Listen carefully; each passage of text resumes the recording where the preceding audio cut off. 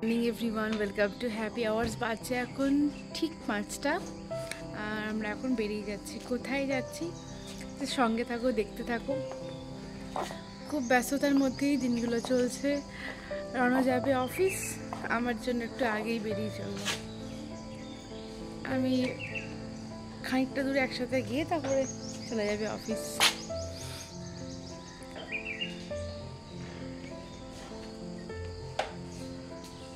চলো।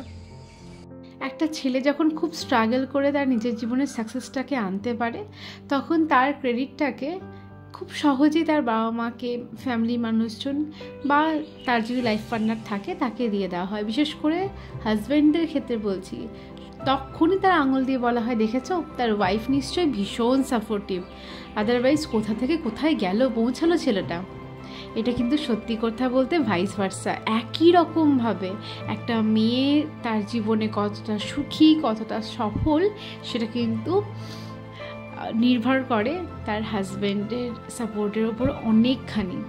যে মেয়েরা সেই সাপোর্টটা পায় অনেক তাড়াতাড়ি, অনেক স্মুথলি সেটা করতে পারে, যে পায়, যারা পায় না তারাও করতে পারে, ঠিক কথাই, কিন্তু তাদের জন্য লড়াইটা আরও বেশি কঠিন হয়ে পড়ে। সমাজের সাথে সাথে তাকে লড়াই করতে হয় তার মনের সাথে, তার ভালোবাসার সাথে।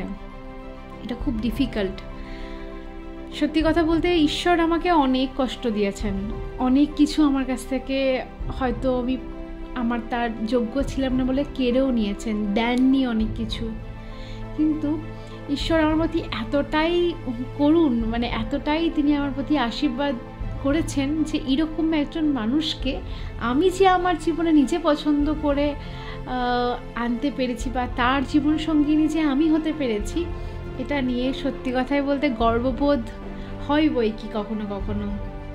যারা নিজের অফিসের জন্য সারাটা সময় বেরোলেও চলে, সে শুধুমাত্র তার ওয়াইফকে সাপোর্ট করবে বলে, সাহস জোগাবে বলে বেরিয়ে যায় 4:30 5টার সময়, আবারও রাতে 9টায় ফেরা, পরের দিনে সেম টাইমের ডিউটি। এইসবের পরেও তার মুখে থাকে না কোনো বিরক্তির ছাপ। রবিবারটা যখন প্রত্যেকটা হাজব্যান্ড এক্সপেক্ট করে যে আমার ওয়াইফ আমাকে ভালো করে রেঁধে বেড়ে খাওয়াবে, বাড়িতে রিল্যাক্স করব, ঠিক তখনই তার ওয়াইফকে বেরিয়ে যেতে হয় কাজের জন্য, আর সে তার মেয়ের দায়িত্বটা পুরো নিজের কাঁধে তুলে নেয়। সাথে বাইরে থেকে খেটে আসার পরে রান্না করে খেতে কষ্ট হবে বলে সেদিনকার রান্নার দায়িত্বটাও সে নিয়ে রাখে। সত্যি কথা বলতে আমি চাই, আমি উইশ করি প্রত্যেকটা মেয়ে এরকম একজন মানুষকে তার সাথে পাক। প্রত্যেকটা মানুষ তার জীবনসঙ্গী হিসাবে এরকম কোনো মানুষকে পাশে পাক, যে তার ফ্যামিলি রেসপন্সিবিলিটির জন্য স্বপ্নটাকে নষ্ট হতে দেবে না, বা এই সমাজের সমস্ত নেগেটিভিটি থেকে তাকে আড়াল করে আগলে রাখবে। ভালো থাকুক প্রত্যেকটা মানুষ তার লাইফ পার্টনারকে নিয়ে। And thank you Rono.